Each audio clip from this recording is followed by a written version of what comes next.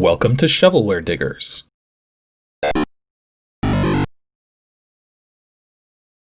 Our dig team is currently excavating the Softkey Shareware 2000 hit games 2CD collection. You can find a link in the video description listing the entire directory structure of this archive. Here's what our diggers have for week 212. For more information on how to join the dig team, simply follow the Patreon link in the video description. Now, without further ado, let's get to it. First up, Paul Shear has dug up DOSGAMES /arcade2/ORBWARS. Probably going to be a lot of circles being drawn in a moment. Got a readme.bat, high score, that literally is only 4 bytes. Okay, that's either storing initials and a 1 byte score, or it literally just stores a single 32-bit integer as the high score. But anyways, there's also 2 different executable files. That's kind of weird. Huh. Well, let's go edit the readme.txt file. Thank you for downloading Orb Wars version 3.1. If you like this game and would like me to write more games, then send the small registration fee of $5 to Orb Wars registration. And apparently the guy hasn't, or girl, has not given their name, and I don't see it in here. Oh, and interesting. So apparently you can also get sound card support if you send them a disc, or an extra $5 for a disc, and $25 gets you the source code. Interesting. It looks like we have a very basic story here. So the scummy Voltraths have taken over several planets in 3 different galaxies and are mining them for the minerals needed to make the V-bomb, the ultimate weapon of destruction. Flying your Skizon fighter armed with Planet Busters. Planet Busters what? They put an apostrophe in there. I don't think they meant to put an apostrophe in there. You must destroy as many planets as you can without getting killed by the Voltrath's comet fighters. So we're gonna save the galaxy from genocide by committing genocide. Makes perfect sense. As for these controls, that's kind of interesting. So E and R are to turn clockwise and counterclockwise. They're right next to each other, so that kind of makes sense. But then thrust is like right next to that? I don't know, that just feels a little weird. And then the gun firing is the G key right below the T key. I kind of get what they're going for here, and I can imagine this is probably coming from people who were using like old systems that had the cursor keys arranged in similar manners, but I don't know, it's just weird. Why does player 2 get to use the arrow keys? I want to use the arrow keys. That's not very fair. Well, apparently the way we score is shoot a planet gives 10 points, 20 points, 30 points. Okay. And then it says here a graphics program called Small Step is also included. Huh. So there's actually 2 different programs here. So Small Step apparently is like some kind of graphics not initialized use a init graph. Well, okay, I guess we're not going to be testing that one out. So MT. Orb Wars. Hit as many planets and comets as you can with your 40 bullets. Okay. Here we go.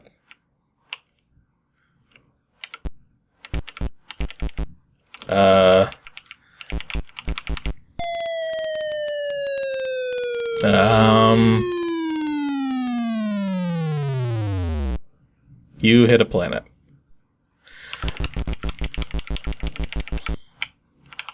Okay, well I managed to break out of the... What? Oh, there I am. Apparently gravity is still a factor here. Okay. It's kind of weird. So yeah, apparently I'm just I'm orbiting the sun trying to shoot these planets with my shots here. This is very precise.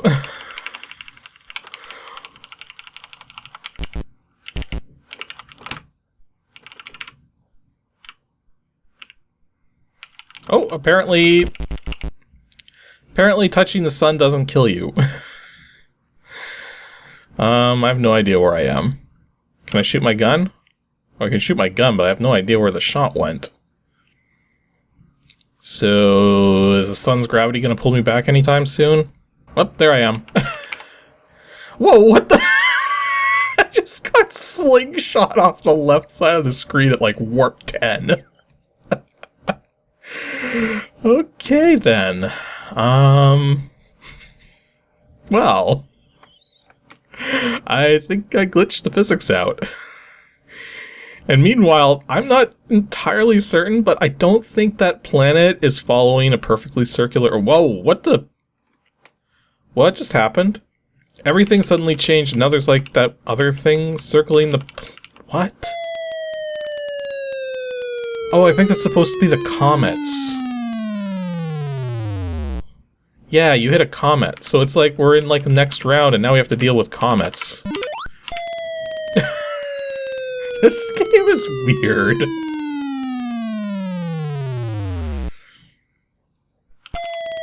Oh, that wasn't very fair. It spawned me right next to the planet. I literally had like 2 frames.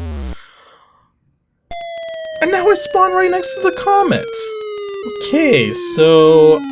I kind of get what they're going for with this game. Game over. Your score is 60. See, I kind of get what they're going for with this game, but at the same time, it's like, you don't have a lot of control over what you're doing. It doesn't help that you can't really hold the keys down.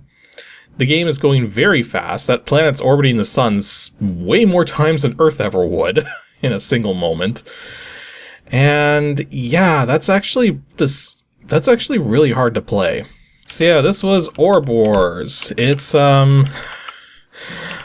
I think it means orb like an orbit, but it's just... Oh wow, you can actually... your shots actually do get affected by the gravity of the sun. But yeah, this game's just... It's not good. I mean, I get what they're going for, but this needed a lot more work to be, well, playable.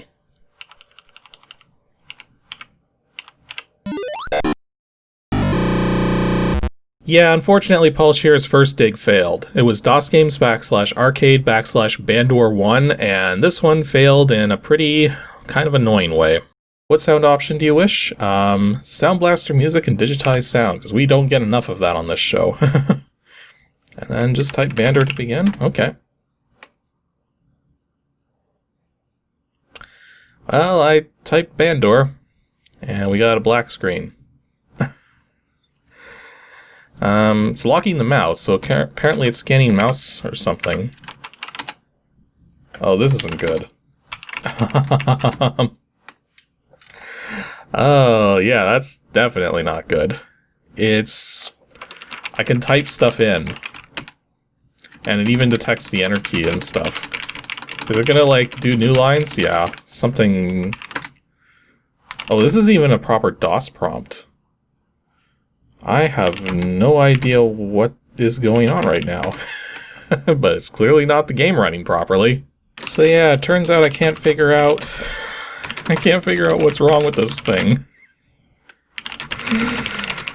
But I can sure type in it.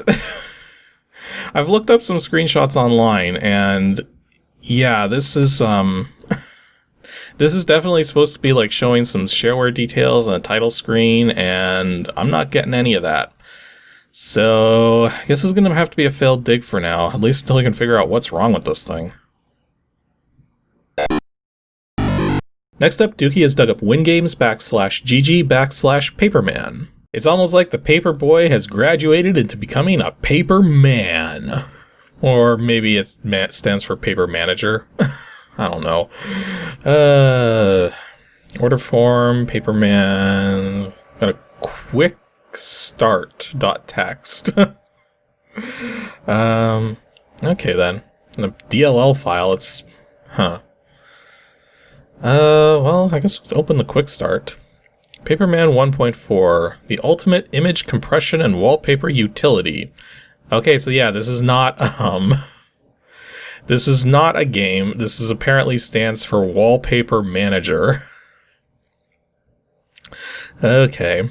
It's a drag and drop image viewer / wallpaper / image compression utility made for those of us who have a lot of bitmaps hanging around and taking up a lot of disk space. So basically, it's a program to, well, take bitmaps and turn them into other formats, which take up less space. And apparently this program was being offered for a single user license cost of $14.95. Which, by today's standards, you would never spend literally a dime on any kind of image conversion utility, because this is pretty much standard with any kind of image editing software anymore. But if you scroll back to the early 90s, it wasn't always easy to find ways to get images into the formats you wanted or needed for whatever purpose. So, if we actually run it here, registration reminder. Oh, this was 1994. Well, you know, it'd still be useful. It's just the further you go down the 90s, the less useful a program like this becomes. Okay, and it just sort of insta-quit there. Oh no, it's running in the background here. Okay. So we got an options thing, so we can set the program mode to wallpaper, view, or compress. Okay, I see. So when you drag and drop an image file onto it, it'll either set it as the wallpaper, let you view the image, or let you compress the image. Okay. And then it lets you choose the wallpaper style, delete temporary bitmaps, reduce 24-bit images to 8-bit, replace original with compressed image. And then you can either select your compression type as GIF or JPEG or compressed TIFF. I like how it's actually spelled GIF here, J-I-F, like, or not J-I-F, G-I-F with like a capital G. So it's kind of like the guy wants it to be pronounced like that, as opposed to GIF or GIF or what, I don't know. It's such a point of contention, this particular word. Like, nobody argues about JPEG. Like, it's JPEG. It's a freaking J with a peg on it. Although I'm just trying to figure out, like, what I can even do to test this. So, I mean, if I go back into the file manager, just go into the Windows folder here. Like, we're going to have some bitmaps in here somewhere. But I don't think we're going to have much that we could really use this program for here. Yeah, a lot of the bitmap files that are included with Windows by default are not very big. Because they're supposed to be like, well, if I load them up in Paintbrush here, you can see they're just little tiles, right? So you can't really do much with that. I mean, I guess we got the Win logo file here, but well, let's see if we can do anything with this in terms of drag and drop. So if we drag this like that. Okay, and because it was set to wallpaper mode, it actually changed the wallpaper to be the Windows logo. Okay. So now if we go into this and set the option to view, and then do this again. Okay, and it brings up a little window that lets us see what the thing is. Okay, and there's other options here for like printing or printer setup, or you can do a compression on it. Compress file written to replace this image. Press OK to confirm deletion of old file, or cancel to save it. Cancel? Because I don't want to accidentally destroy the old file. And then apparently we can also set it up to do compression instead, like immediately. And apparently this was written by Scott Hanrahan. I think I'm pronouncing that right. But then again, I always think I'm pronouncing things right, and I'm always wrong. So, there you go. But yeah, like, I mean, as far as image compression programs go, like, or just conversion utilities, like, $15 is kind of a lot for it when you think about it. And if you didn't have, like, proper graphics software, you wouldn't really have a good way of doing this kind of thing. So, like, I mean, this program serves a niche purpose for people who aren't very deep into graphical design type stuff, but needs some way to do image compression, or have like a whole bunch of images of stuff, and they don't really use like editing software to any major degree. They just have a just have like an archive of images or something. So like there's niche uses for a program like this, but you really kind of like have to need that specific functionality to want to spend money on a program that does just that. Otherwise, you probably would be better off spending more money and getting proper image editing software. And our last dig for today from Benjamin is WINGAMES/GG/patterns. Hopefully it's actually a game this time, instead of just, you know, a wallpaper tool or compression utility. Well, we got some help files. We got a lot of write files. Yeah, a lot of write files. And a couple of PTN files, which are probably the patterns as they were. Also an installer, but I'm going to guess we don't need to run that, just because of the way this tends to work out. I guess we'll load up the README first. Thanks for your order. I didn't order anything. To install this game, okay, good, we know it's a game, because it says so. Double click on install, other files included. And apparently this was done by a Star Graphics Corp. Huh. Well, let's check out the write file. Patterns, keywords, Windows 3.1 puzzle game. Okay. Patterns is a geometric puzzle game where the object is to build an image of something, say a duck or a boat, out of a given... Oh! This is based on Tangrams. Okay, this might actually be interesting then. So, some of the shapes are easy to build than others. Game keeps track of the one you've solved. Okay, I like it. I like that it's going to keep track of that, because some games don't do that, and that's annoying.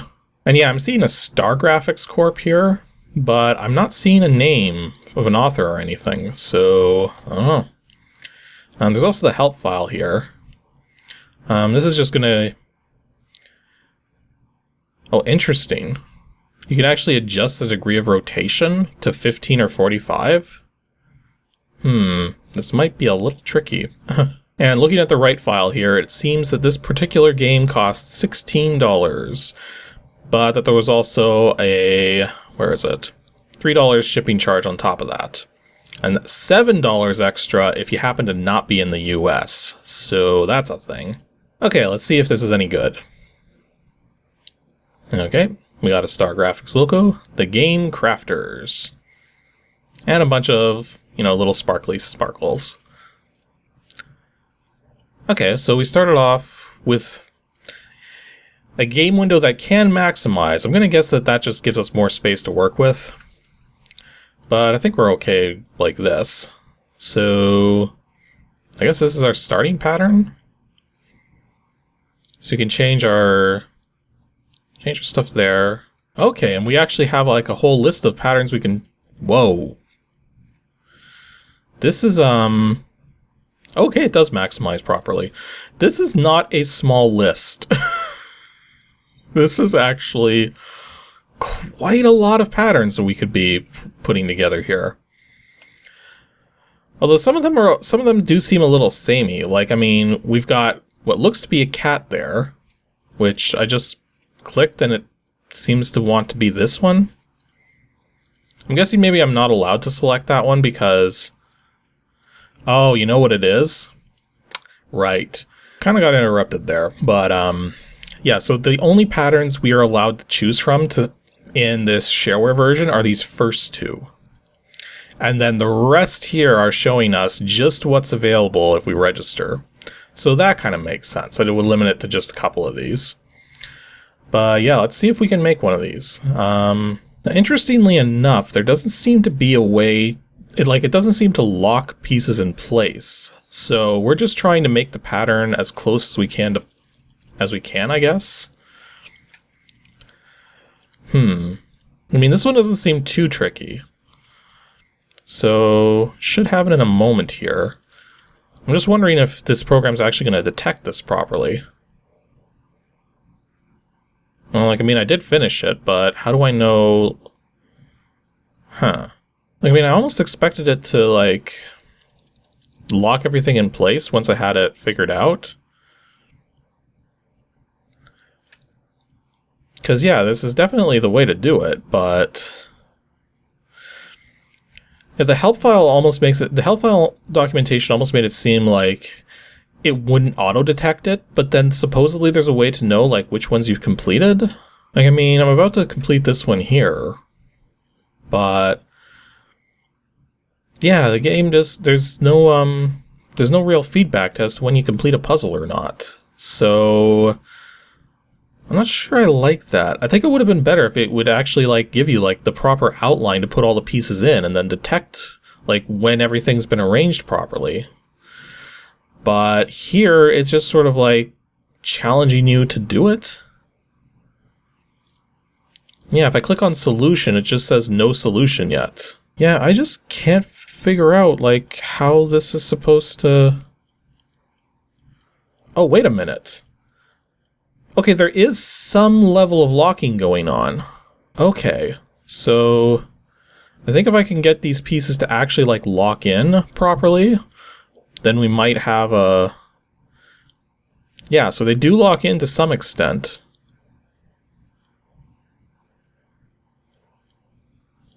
Yeah, those should all be locked in place now. But does that still, Okay, there it goes. Okay, so it does have the ability to detect this. It's just the way the pieces lock in, it has to be really close to a particular point to lock it in. And so if I go to the patterns list now, okay, and it shows that it has been completed. Okay. There's also this Plates of Wisdom mode. I'm not entirely certain what that's about. But it seems to be different. Yeah, different puzzles. So I'm guessing it's just different pieces then. Like just given the fact that it's like yeah, I think it's just different pieces for this Plates of Wisdom mode. So yeah, that was Patterns. It's not a bad game, but I do wish it had like better detection of everything going on, because as it stands, it can actually be pretty tricky to figure out like if you're doing everything right or locking things into place correctly or whatnot. But other than that, it does seem to work okay. So, you know, aside from the fact that I'm clearly failing this particular puzzle, not by much though.